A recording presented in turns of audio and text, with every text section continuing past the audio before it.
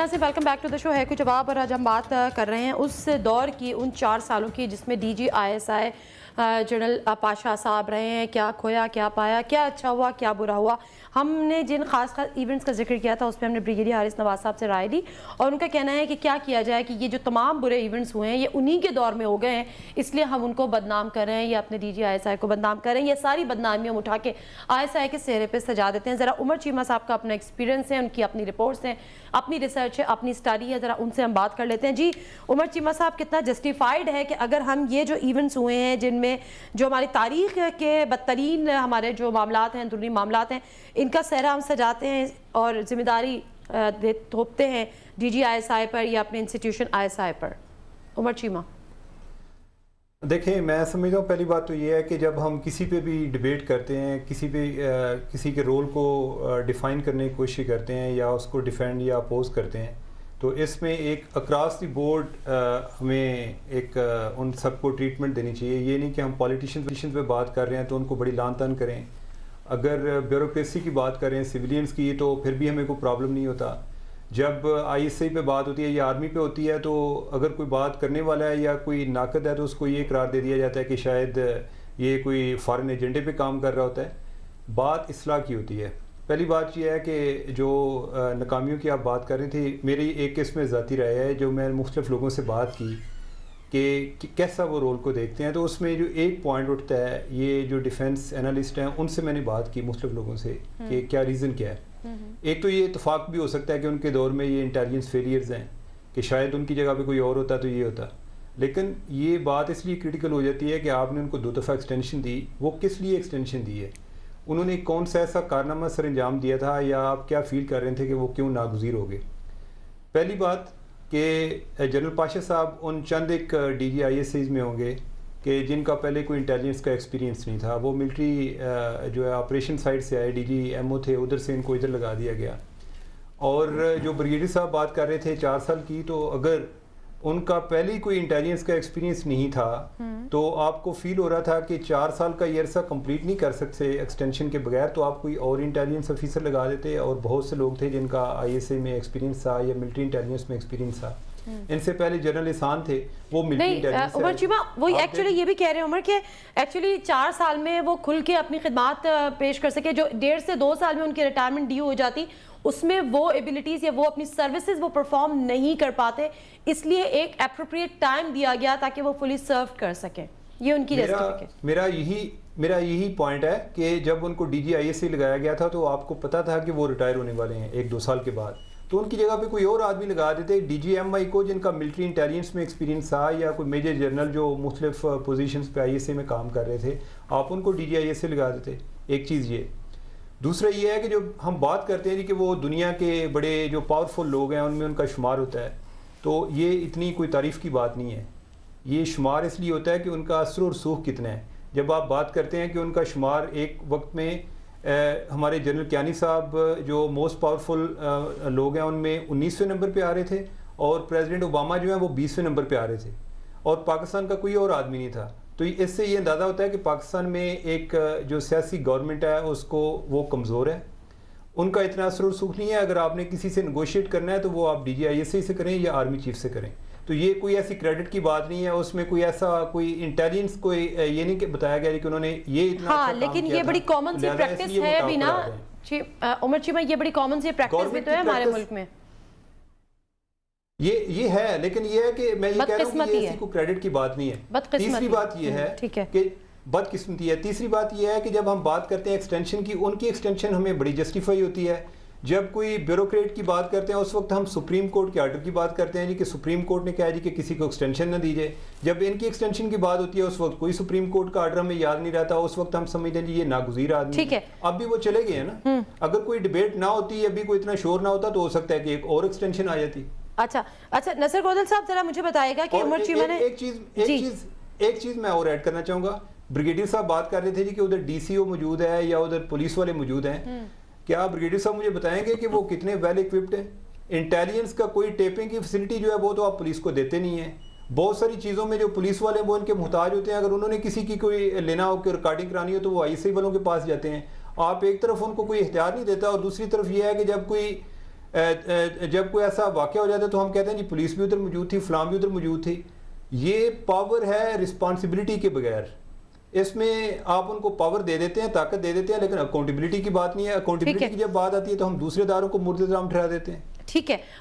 نظر گوندل صاحب مجھے بتائے گا کہ 2 سوال یہاں پہ اٹھائے گئے ہیں. میں بریگیڈیئر صاحب سے بھی اس حوالے سے ذرا بات کروں گی، لیکن ذرا میں آپ سے پہلے بات کر لوں کہ کیا ایسی ان کے ایسے کون سے وہ شاندار کارنامے تھے جس پہ 2 دفعہ ان کو ایکسٹینشن دی گئی، پلس جو بریگیڈیئر صاحب یہ کہتے ہیں کہ جی وہ 1.5 سے 2 سال میں ان کی جو ریٹائرمنٹ تھی وہ ڈیو ہو جاتی اور ڈیفینیٹلی اس پیریڈ میں وہ اس طرح سے سرو نہیں کر پاتے، ان کو وہ اپرچونٹی نہیں ملتی، اس لیے ان کو ایکسٹینشن دی گئی. لیکن مجھے وہ کارنامے بھی بتائیں جس پہ 2 دفعہ آپ لوگوں نے ہی ان کو ایکسٹینشن دی، پلس یہ کہ اگر ان کی 2 سال میں یا 1.5 سال میں وہ اپنے آپ کو پروف نہیں کر پاتے چونکہ وہ ان کا بیک گراؤنڈ ان کا کوئی ایکسپیرینس انٹیلیجنس کا نہیں تھا، تو پھر ان کو کن ٹرمز پہ لگایا گیا تھا؟ نظر گوندل صاحب. دیکھو یہ سیکورٹی ایشوز ہوتے ہیں، اس میں یقیناً جیسے عمر چیمہ صاحب ابھی کہہ رہے تھے کہ ان کا زیادہ کنسرن جو ہے وہ ملٹری فورسز سے ہی ہوتا ہے آلموسٹ. تو یقیناً اس میں اوپینین کوئی پرائم منسٹر صاحب کی نہیں ہوتی، اس میں ایک کنسنسس ہوتا ہے جو آرمی چیف کی اوپینین ہوتی ہے، یقیناً جو باقی جنرل ہیں ڈی جی آئی ایم آئی ہوگا اور دوسرے لوگ ہوں گے. تو یہ سارا ایک اسٹریٹجک ایک میں سمجھتا ہوں کہ ڈیسیژن ہوتا ہے، اور یقیناً جو بھی پولیٹیکل گورنمنٹ ہوتی ہے وہ اس مسئلے پہ زیادہ میری ایک پرسنل اوپینین ہے، میں کوئی انفارمیشن کی یا کوئی میرے پاس اس قسم کا کوئی ایسا فارمولہ نہیں ہے جس کے بارے میں بات کر رہا ہوں، لیکن یہ کامن سینس کی بات ہے کہ یہ ایک ایسا ادارہ ہے جس کے بارے میں الٹیمیٹلی اوپینین جو ہے وہ ملٹری اداروں کی جو ہے اسی کو آنر کیا جاتا ہے، اور چونکہ یہ ٹاسک انہی کے حوالے ہوتا ہے. تو میرا خیال میں اس میں کوئی بھی پولیٹیکل آدمی، میں اپنی بات کر رہا ہوں، میں تو اس پہ کوئی کہنے کو یقیناً قاصر ہوں گا کہ کون سی ان کی پرفارمنس تھی، ان کا کون سا بہتر کیریئر تھا، آئی ڈونٹ نو.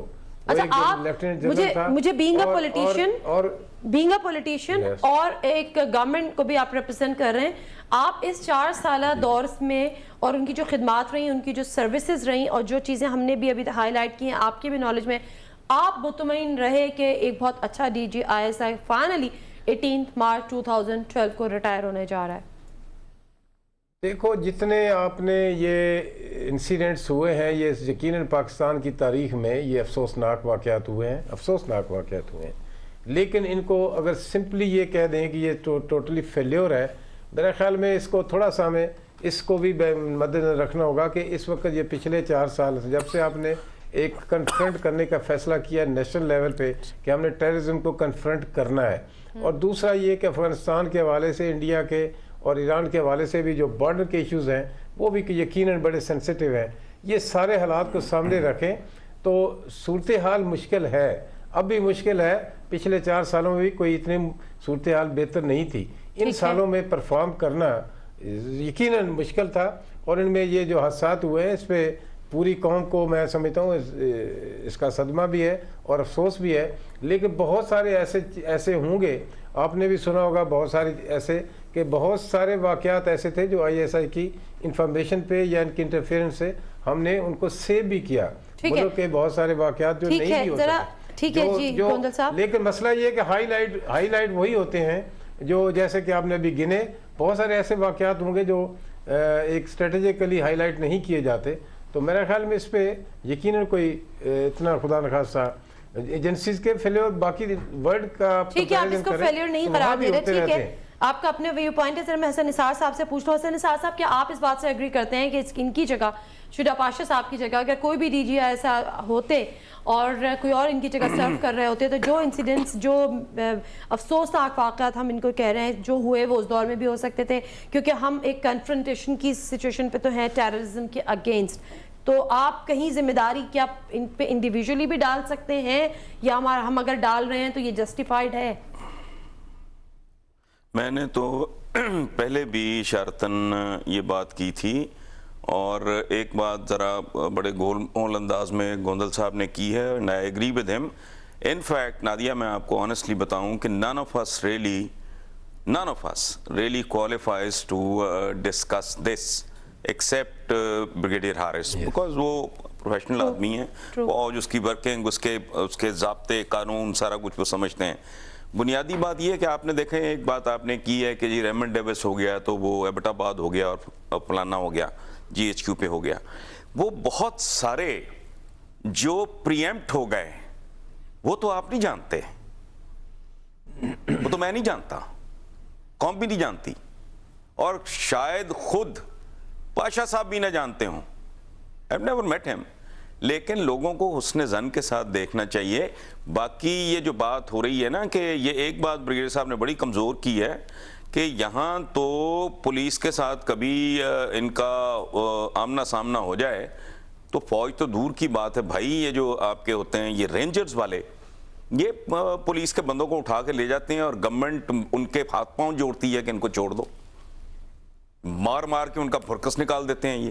یہ کہنا کہ ڈی سی او بھی تھا تو ایس پی بھی تھا, یہ بہرحال یہ اس کی تو بنیاد ہی کوئی نہیں. عمر چیمہ نے اس کی طرف اشارہ کیا ہے کہ جی they are not well occupied, یہ وہ اس کو چھوڑیں آپ, ان میں عقل کتنی ہے, تجربہ کتنا ہے, سہولتیں کتنی ہیں, اکوپمنٹ کتنا ہے, سوال ہی نہیں پیدا ہوتا. بھائی فوج تو دور کی بات, میں تو کہہ رہا ہوں ایک دو نہیں 20 اس طرح کے واقعات ہیں, وہ اٹھا کے لے جاتے ہیں تھانے کو پورے کو, اب مار مار کے ان کی شکلیں بگاڑ دیتے ہیں. کون سا ڈی سی او می سی او, ان کے سامنے تو کسی کی کوئی اوقات نہیں ہے. لیکن باقی پاشا صاحب کو اس طرح ایگزامن یا ڈائسیکٹ کرنا میرا خیال ہے دس از ناٹ فیئر, چونکہ یہ بڑا ہی سیریس معاملہ ہے. اور وہ بھی اس وقت ایک بندہ موجود ہے جب سب سے زیادہ میرا خیال ہے بنگلہ دیش والے ایپیسوڈ کے بعد یہ جو ان کی جو ٹرم تھی یا ٹرمز تھیں ان میں سب سے زیادہ کریٹیکل فیز میں سے یہ ملک گزرا ہے. تو خدا جانے وہ کون سی قیامتیں تھیں جو اس آدمی کی کمپٹنس یا ویجیلنس یا محنت کی وجہ سے ٹوٹنے سے وہ رہ گئیں, اور ہمارا آپ جانتے ہی نہیں, اور جو کچھ سامنے ہے بالکل صحیح فرمایا, اس کو رگڑا لگا رہے ہیں. بالکل صحیح فرمایا سر نثار صاحب آپ نے. اس لیے میں چاہوں گی کہ بریگیڈیئر حارث نواز صاحب ہمارے ساتھ ہیں, ہم انہی سے یہ سوال بھی کر لیں, کیونکہ پروگرام کے شروع کے حصے میں انہوں نے یہ بھی فرمایا کہ کچھ ایسے کانسپریسیز بھی تھیں, کچھ ایسے عناصر بھی تھے, کچھ ایسے ایلیمنٹ, کچھ ایسے فیکٹرز کہ جو نہیں چاہتے تھے ڈی جی آئی ایس آئی کا ایکسٹینشن ہو, جس میں پاک یو ایس اگر ہم ریلیشنز کی بات کریں وہ بھی اس سے ہی دور میں کس حد تک جاتے ہیں, جن میں ہم نے کارنامے بھی گنوایا کہ جو انٹیلیجنس ایجنسیز, بین الاقوامی انٹیلیجنس ایجنسیز تھا, ان کا اثر و رسوخ بھی اسی دور میں کافی حد تک کم ہوا ہے. لیکن پاک یو ایس ریلیشنز کے حوالے سے بھی ہم بات کریں گے کہ کیا یو ایس اے کا اس وقت انٹرسٹ کیا تھا, کیا وہ ڈی جی آئی ایس آئی کی اگر ایکسٹینشن میں کتنا انٹرسٹڈ تھا, اور کتنا وہ یہ سمجھتا تھا کہ جو آج جو حالات خراب ہیں یا ان کی انٹیلیجنس ایجنسیز اس طرح سے وہ رول یہاں پر پلے نہیں کر رہی ہیں, اس طرح سے نیکسس اپنا نہیں پروموٹ کر پا رہی ہیں, کہ اس کی رسپانسبلٹیز یہ بھی تھی. اور یہ بھی ایک فیکٹر تھا کہ اس دفعہ ان کو ایکسٹینشن نہیں ملی, یا صرف اپوزیشن کے احتجاج پہ یا واقعی میرٹ پہ یہ فیصلہ حکومت کی جانب سے کیا گیا. مختصر سا بریک, واپس آتی ہوں, ہمارے ساتھ رہیے.